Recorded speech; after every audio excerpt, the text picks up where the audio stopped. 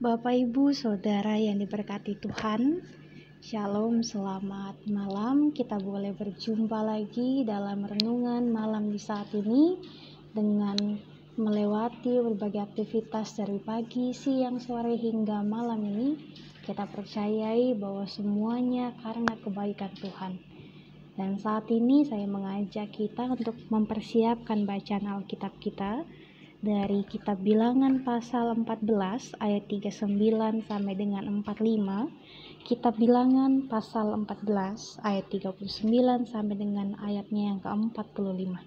Namun sebelum lebih jauh lagi kita merenungkan sabda Tuhan, mari berdoa.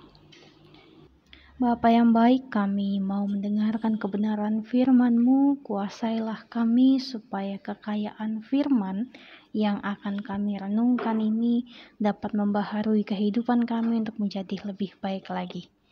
Berfirmanlah ya Bapa, kami siap untuk merenungkannya. Demi Kristus Yesus firman yang hidup, kami berdoa. Amin. Kitab Bilangan pasal 14 ayat yang ke-39 sampai dengan ayat yang ke-45, firman Tuhan. Setelah Musa menyampaikan perkataan ini kepada semua orang Israel, maka berkabunglah bangsa itu dengan sangat. Dan keesokan harinya bangunlah mereka pagi-pagi, hendak naik ke puncak gunung sambil berkata, "Sekarang kita hendak maju ke negeri yang difirmankan Tuhan. Memang kita telah berbuat dosa." Tetapi kata Musa, "Mengapakah kamu hendak melanggar titah Tuhan? Hal itu tidak akan berhasil. Janganlah maju, sebab Tuhan tidak ada di tengah-tengahmu, supaya jangan kamu dikalahkan oleh musuhmu. Sebab orang Amalek dan orang Kanaan ada di sana di depanmu, dan kamu akan tewas oleh pedang. Sebab kamu berbalik membelakangi Tuhan, maka Tuhan tidak akan menyertai kamu." Meskipun demikian, mereka nekat naik ke puncak gunung itu, tetapi tabut perjanjian Tuhan dan Musa juga tidaklah meninggalkan tempat perkemahan. Lalu turunlah orang Amalek dan orang Kanaan yang mendiami pegunungan itu dan menyerang mereka. Kemudian orang-orang itu mencerai-beraikan mereka sampai ke Horma. Demikianlah pembacaan Alkitab, terpujilah Kristus, haleluya. Bapak, Ibu, dan Saudara, tidak semua orang dapat menyesali ketidaktaatannya, dapat menyesali setiap hal yang pernah mereka lakukan, yang adalah hal yang salah. Tidak semua manusia benar-benar dapat bertobat untuk meninggalkan apa yang salah itu, kemudian melakukan yang terbaik atau bertobat kepada Tuhan. Namun tak jarang juga ada yang menyesali tindakannya, tetapi tidak menyesali sikap hati yang melahirkan tindakan itu. Ada juga yang menyesali akibat dosanya saja.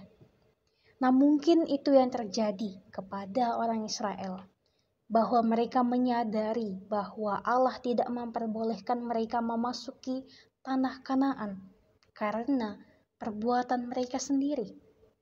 Mereka membuat penyesalan, mereka menyesali setiap penolakan yang pernah mereka lontarkan kepada Tuhan.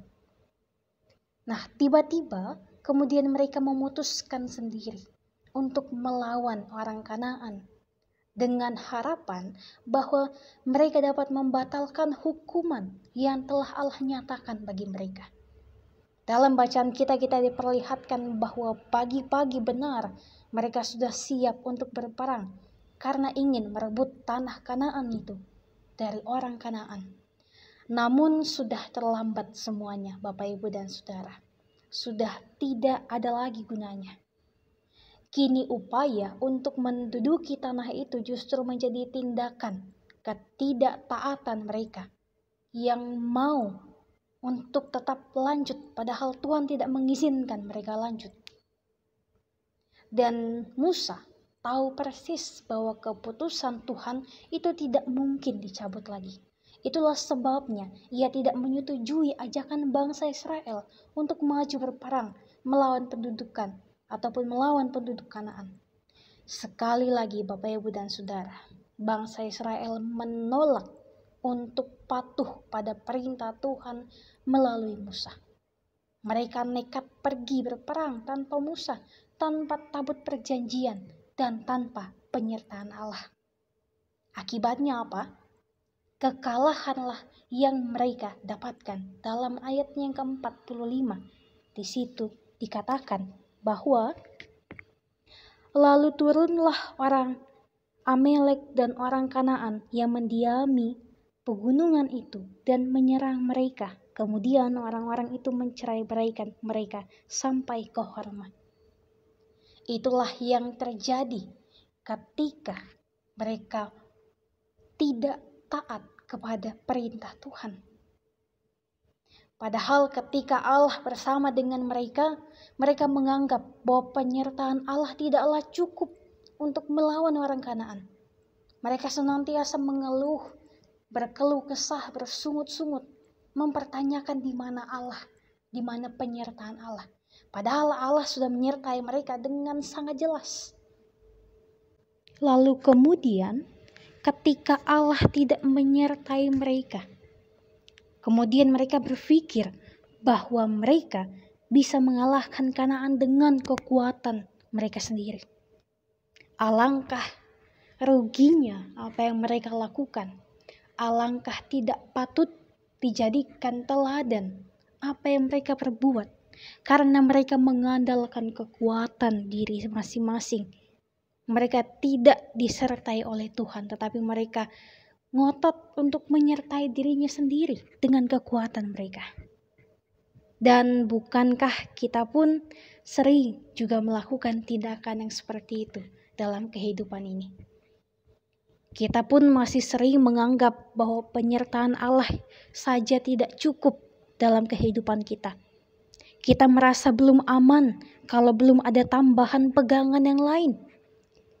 Bila akan memutuskan ataupun melakukan sesuatu, padahal ini merupakan tindakan yang meremehkan Tuhan, juga merupakan sikap yang mengabaikan kuasa dan kehendak Tuhan.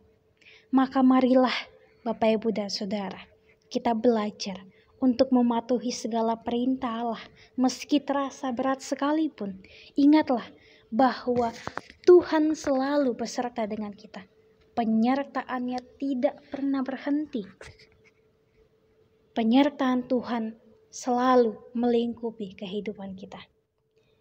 Dan ketika kita masih merasa belum aman jika belum ada sesuatu yang menjadi pegangan kita, ingatlah bahwa ada Tuhan yang dapat kita jadikan sebagai pegangan kita, yang memang benar-benar melakukan yang terbaik bagi kehidupan kita. Dikala kita mengecewakan Tuhan, Ia tetap menyertai kita. Tidak pernah sedetik pun Tuhan meninggalkan kita. Oleh sebab itu, Bapak Ibu dan Saudaraku yang dikasihi oleh Tuhan, sebuah sikap yang abai dan juga lalai akan kehendak Tuhan, itu adalah sebuah sikap yang menandakan ketidakpercayaan kita kepada Tuhan. Maka dari saat ini mari kita belajar untuk senantiasa kita ikuti tuntunan Tuhan, belajar taat kepada Tuhan apapun yang Tuhan perintahkan melalui gereja kita, melalui diri kita. Taatilah itu. Lakukanlah kebaikan kepada semua orang tanpa terkecuali. Kegagalan Israel adalah suatu hal yang membuat kita dapat belajar bahwa tanpa penyertaan Tuhan kita bukanlah siapa-siapa.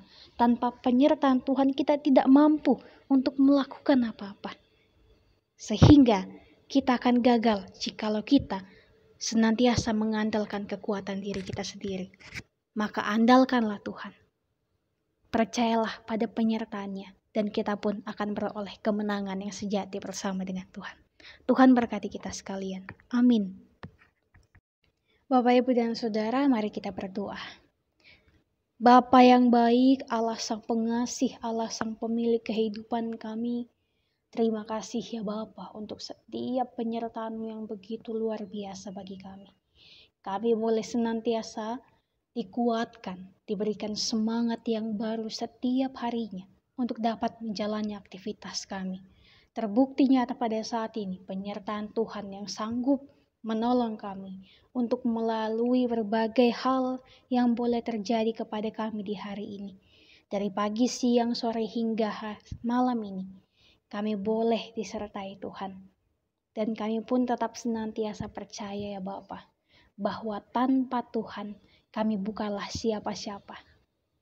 Dengan kekuatan kami selaku manusia, kami tidak akan mampu untuk melakukan berbagai hal.